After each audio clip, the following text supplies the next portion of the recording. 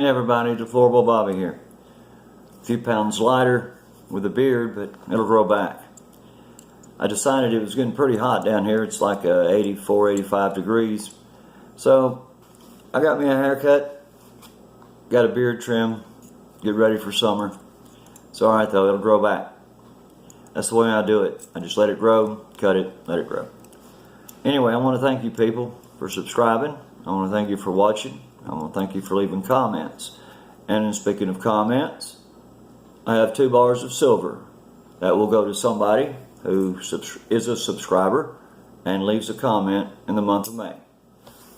I'll take these names, put them all in a hat, and we'll have a third party draw the name, and we'll announce it on June 1st on the live stream at 8 p.m. I got a couple of shout outs right quick. I want to thank Florida Jim. Florida Jim's a great guy. He's funny. He's got good content. Check him out. Check out Florida Jim's YouTube channel. American Joe. Can't say enough about this guy. He did a subscriber drive for me, and he has been more than helpful. And I'm very grateful to American Joe. So check him out. Tony Patriot. He also has been helping me with this silver drive. So give Tony Patriot a look, subscribe, and like his videos. My last shout out is going to DM.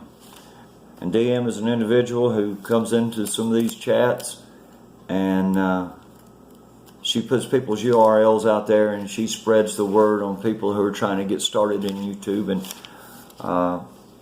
it's just like the great douchebag. Got to say something about him too.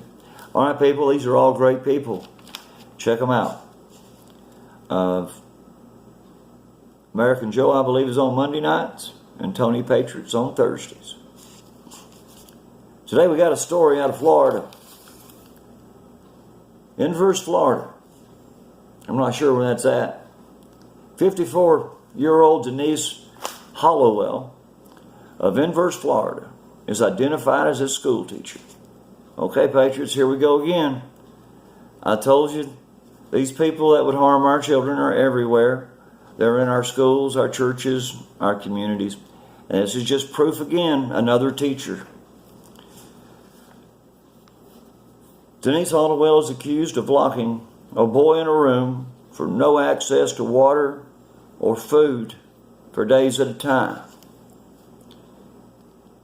Detectives were looking for a missing child, which was supposedly a runaway.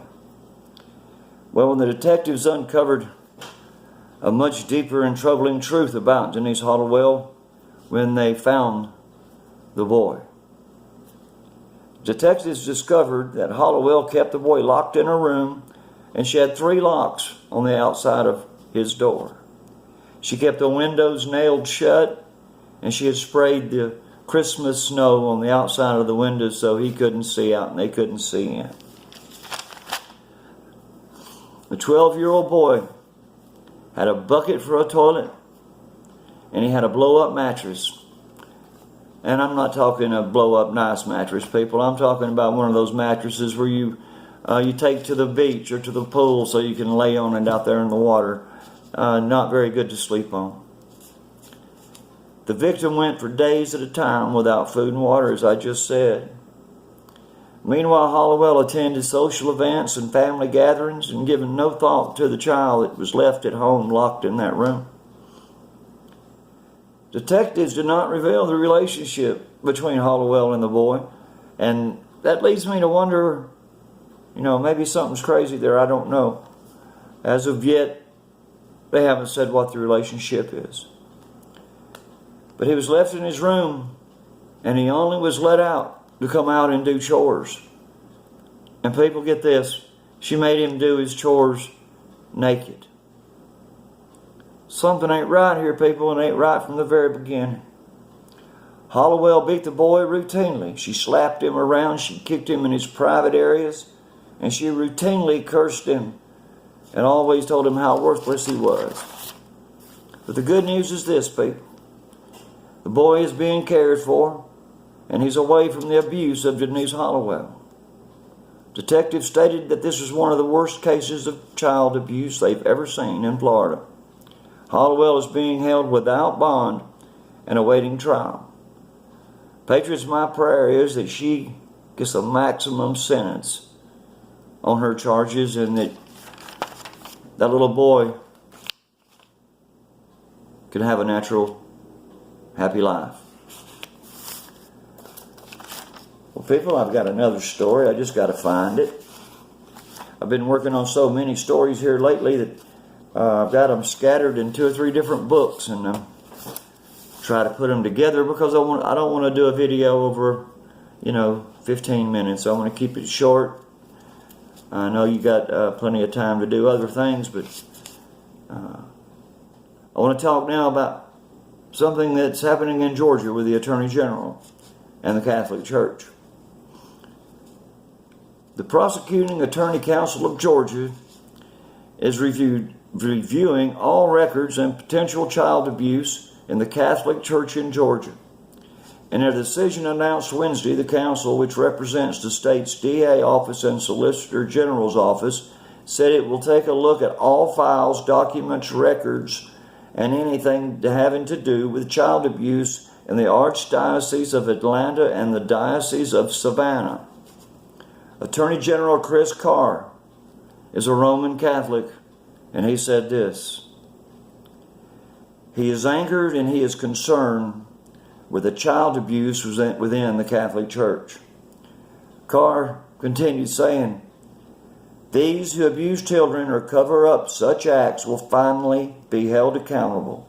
Only then can justice be done, and only then can victims begin to heal, and only then can the cloud of suspicion be lifted for those who have done no wrong.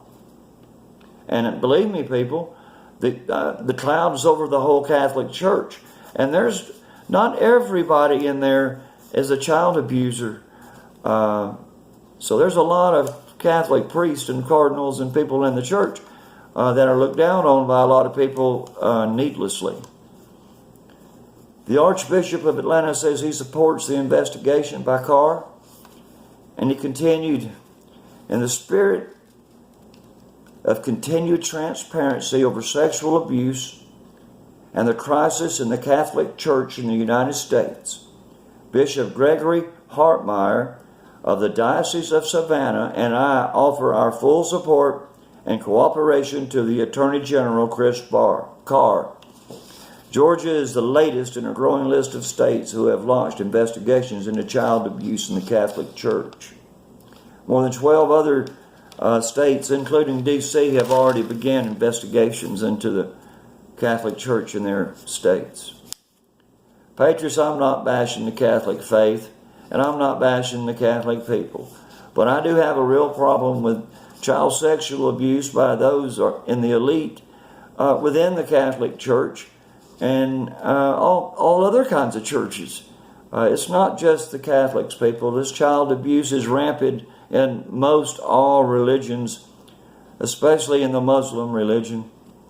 And I just want you to know I have no ill will toward the Catholic people. But I do have a problem with some people, and I have a real problem with Muslims. Can't help it, man. Quran is an evil book. It spews hate and lies and deceit. And they're evil. That's all there is to it. They may be deceived, but they're still evilly deceived. The world knows that child abuse and sexual abuse and exploiting children is something commonplace within many religions and organizations. All need to be held accountable for their crimes against children, no matter what your religious affiliation is. Child abuse is wrong, and all of the guilty should be in prison, or worse, in my opinion. People, like I said, it's not just the Catholics, it's everywhere. It's everywhere. People, my name's Deplorable Bobby. This is the way I see it. I want you to pray for our children, pray for each other, and I'll probably see y'all again later.